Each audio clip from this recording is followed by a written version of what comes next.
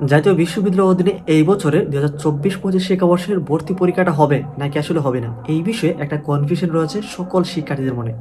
এক্ষেত্রে কিন্তু অনেক নিউজ পোর্টালে কিন্তু এই পুরো বিষয়টি ক্লিয়ার করছে না আসলে জাতীয় বিশ্ববিদ্যালয়ের যে 2024-25 শিক্ষাবর্ষের ভর্তি পরীক্ষাটা আসলে আদৌ হবে নাকি আসলে হবে না, এই বিষয়ে কিন্তু জাতীয় বিশ্ববিদ্যালয় এখন অবধি কোনো প্রকার কিন্তু ক্লিয়ার করছে না। তবে আজকের এই ভিডিওতে আমরা এই পুরো বিষয়টি ক্লিয়ার করে দিব।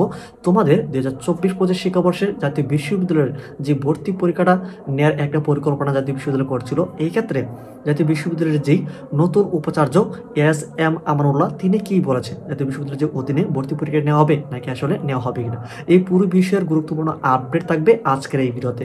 তো কিরকম যে গুরুত্বপূর্ণ আপডেট রয়েছে সেই পুরো বিষয়টি আমরা এখন জেনে দিচ্ছি।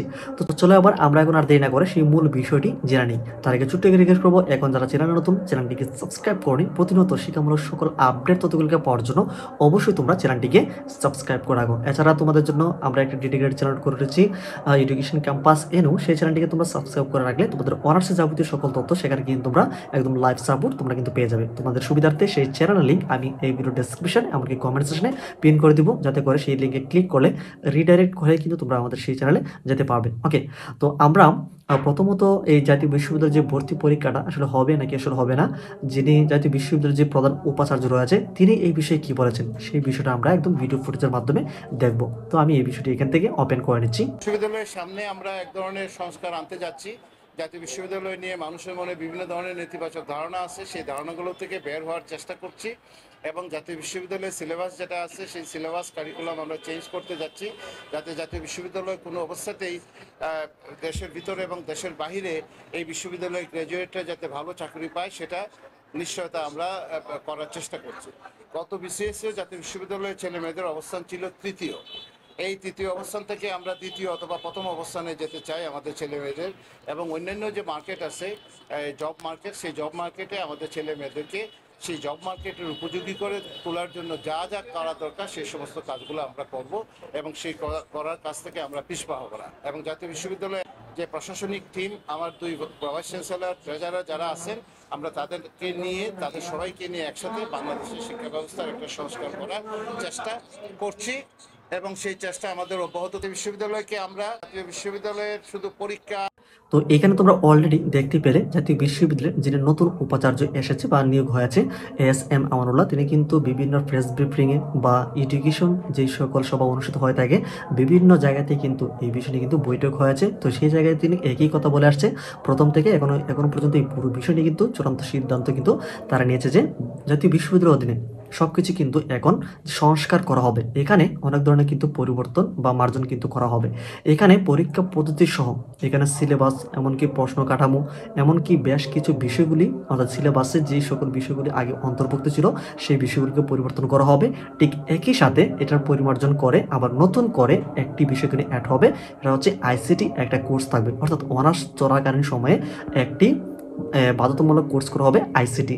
এটা একটা অনেক গুরুত্বপূর্ণ সকলের জন্যই। আমরা আশা করে জানি আইসিটির যে একটা ভূমিকা রয়েছে আজকাল যে দৈনন্দিন জীবনে, এমনকি ডিজিটাল এই যুগে বসবাস করে আইসিটির যে গুরুত্বটা যদি কেউ না জানে বা না পড়ানো হয়, এই বিষয়টি আসলেই স্টুডেন্ট লাইফে অনেকটাই মনে করি এটা একটা কার্যকরিতা অনেক রয়েছে।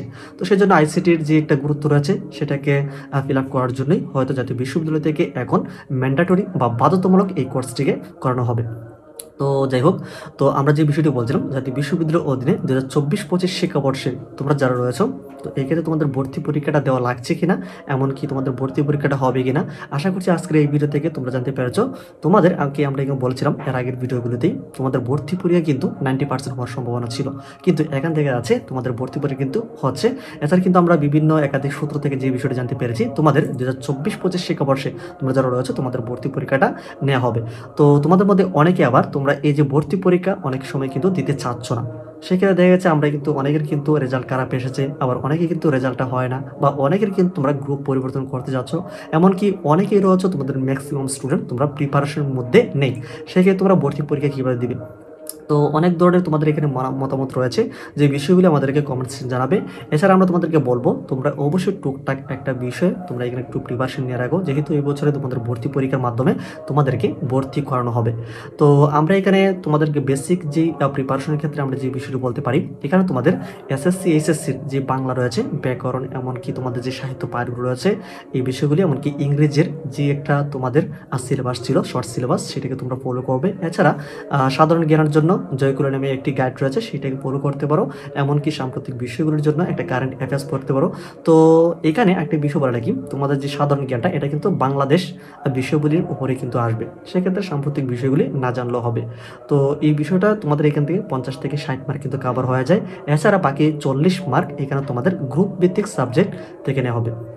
গ্রুপ ভিত্তিক সাবজেক্ট বলতে এখানে বোঝানো হচ্ছে, তুমি যদি আর্টসের হয়ে থাকো সেই ক্ষেত্রে তোমাদের এখানে পৌরনীতি, সমাজকর্ম, ভূগোল, এমনকি অর্থনীতি, এই বিষয়গুলি থেকে কিন্তু তোমাদের 40 মার্ক করা হবে। এছাড়া তোমরা যারা ব্যবসা শাখা থেকে রয়েছে, তোমাদের হিসাব বিজ্ঞান, এমনকি তোমাদের ফাইন্যান্স অ্যাকাউন্ট রয়েছে, এমনকি এখানে তোমাদের বেশ কিছু বিষয়গুলো থেকে তোমাদের এখানে 40 মার্ক নেওয়া হবে, অর্থাৎ গ্রুপ সাবজেক্ট থেকে। এছাড়া তোমরা যারা বিজ্ঞান শাখা থেকে রয়েছে, তোমাদেরকে এখানে পদার্থবিজ্ঞান, রসায়ন, এমনকি জীববিজ্ঞান বা উচ্চতর গণিত থেকে এখানে 40 মার্কের মধ্যে বা 50 মার্কে কিন্তু এখানে নেওয়া হচ্ছে। তো এই বিষয়ে আমরা তোমাদেরকে মান বটন গুলো আমরা তোমাদেরকে আর আগের ভিডিওতে জানিয়েছি। তো এই বিষয়ে তোমরা যারা এখনো অবগত না, তো আমাদেরকে কমেন্ট সেকশনে জানাতে পারো। তো তোমাদের আসলে কেমন জিপে যোগ্যতা লাগবে এই প্রসঙ্গে কিন্তু অনেকেই তোমরা জানতে চেয়েছিলে। এক্ষেত্রে আমরা তোমাদেরকে বলবো, তোমাদের যদি এসএসসি এইচএসসিতে 3.3 পয়েন্ট করে হয়, এমনকি 6.5 পয়েন্ট হলে তোমাদের দেখা যাচ্ছে এই বছরে ভর্তি পরীক্ষাতে বসতে পারবে। তো ভর্তি পরীক্ষার জন্য তোমাদেরকে আবেদন করার একটা পসিবিলিটি কিন্তু রয়েছে। তোমাদের যে জিপে যোগ্যতা রয়েছে সেটা এসএসসি এমনকি এইচএসসি। তো সেইখানে তোমরা কিন্তু এসএসসিতে 3 পয়েন্ট, এমনকি এইচএসসিতে এর ন্যূনতম জিপে যোগ্যতা হলে তোমরা কিন্তু এই বছরের ভর্তি পরীক্ষাতে অংশগ্রহণ করতে পারবে। তো তোমাদের কার কেমন জিপে যোগ্যতা রয়েছে সেটা অবশ্যই আমাদেরকে কমেন্টসে জানাবে। পরবর্তী আপডেট পেতে অবশ্যই তোমরা চ্যানেলটিকে সাবস্ক্রাইব করে রাখো।